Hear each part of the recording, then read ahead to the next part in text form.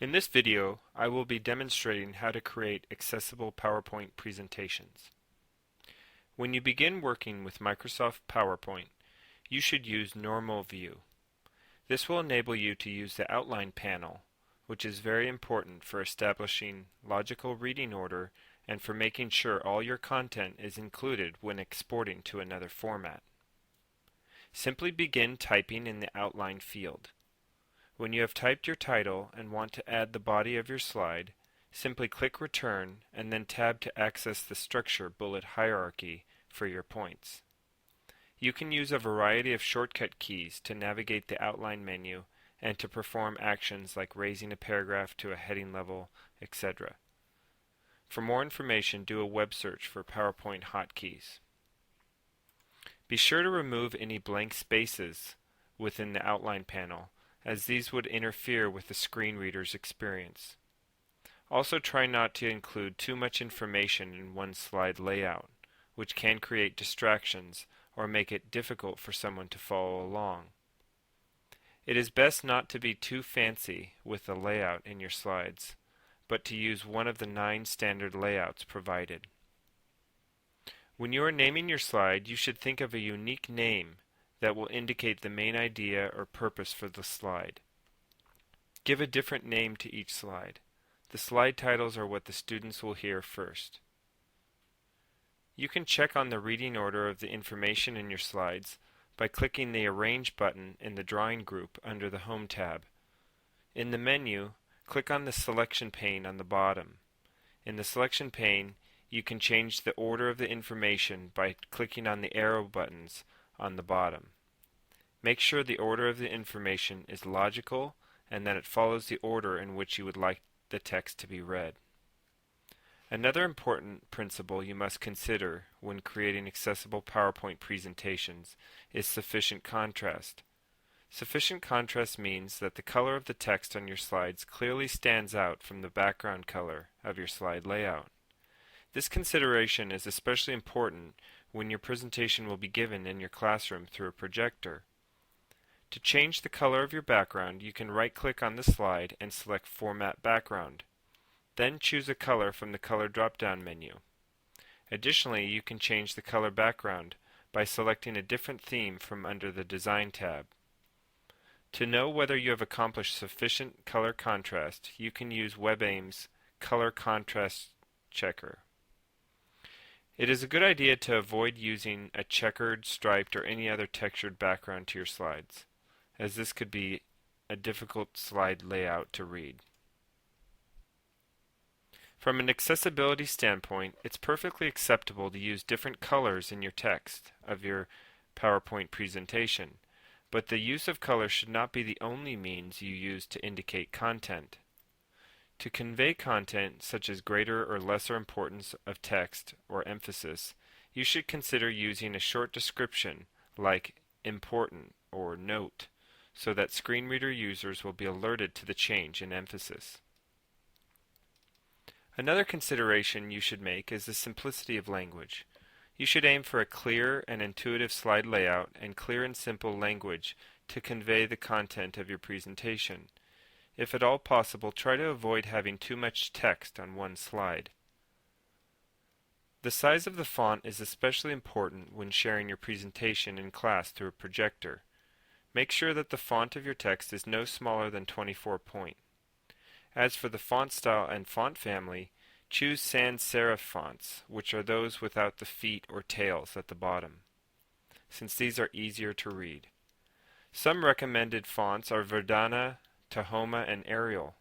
Try not to use too many different font types and avoid using cursive and fancy decorative fonts. Some other important principles related to fonts are making sure that you don't use different font styles, size, or color as the only way to impart meaning. Avoid using too many different fonts as well as all caps, italics, and fancy font styles. Also avoid flashing and moving fonts, which can cause distraction or worse, cause a seizure. To add alternative text to images, figures, and objects in your PowerPoint presentation, right-click on the image and select Format Picture. Then enter a short description of your image in the description field, not the title field. When you export your PowerPoint presentation, the alternative text for the images will be exported as well, wherever the image goes. Try to add the alternative text behind the image as well if you are going to export to RTF format. You do not need to add alternative text for a decorative image.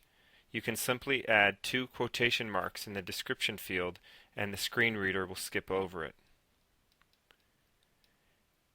If you have a complicated image that requires a longer description, consider writing that description on a slide at the end of the presentation and inserting a link to it. There is also a picture plus caption slide layout that you could use. Do not enter the alternative text in the Notes panel, as the information will not be included when you export to PDF or RTF. Try not to include too many images on the same slide.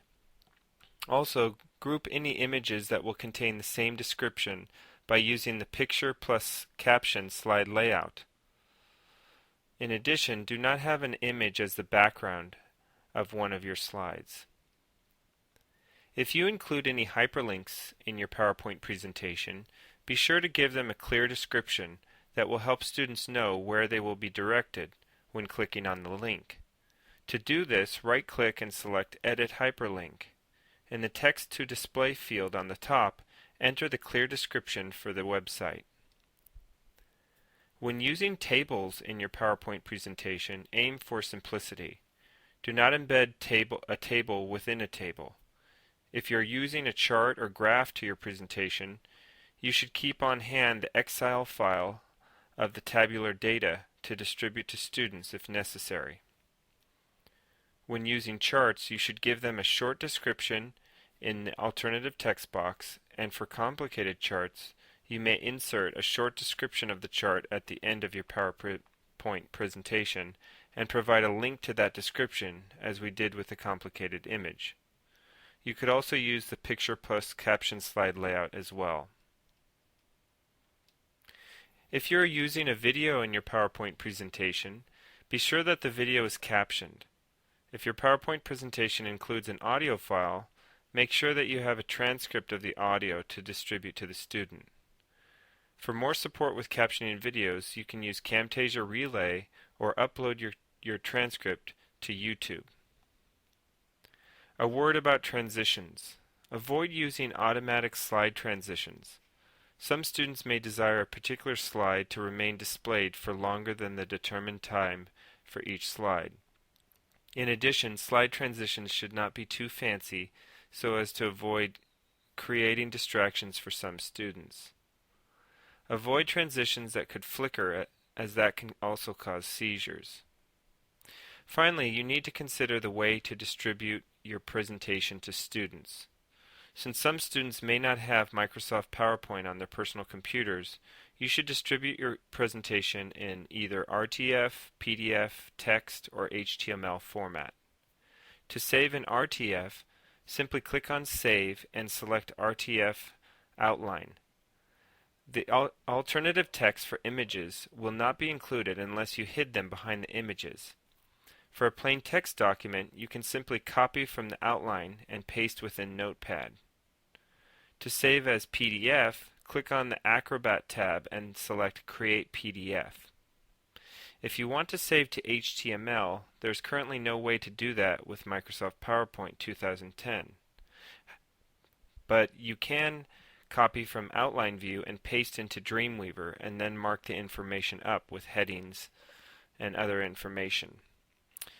You will need to add the images and alternative text, of course.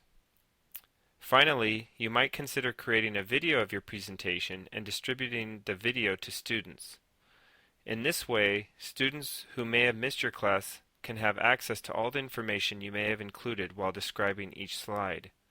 Make sure that you caption your video, of course, if you go this route.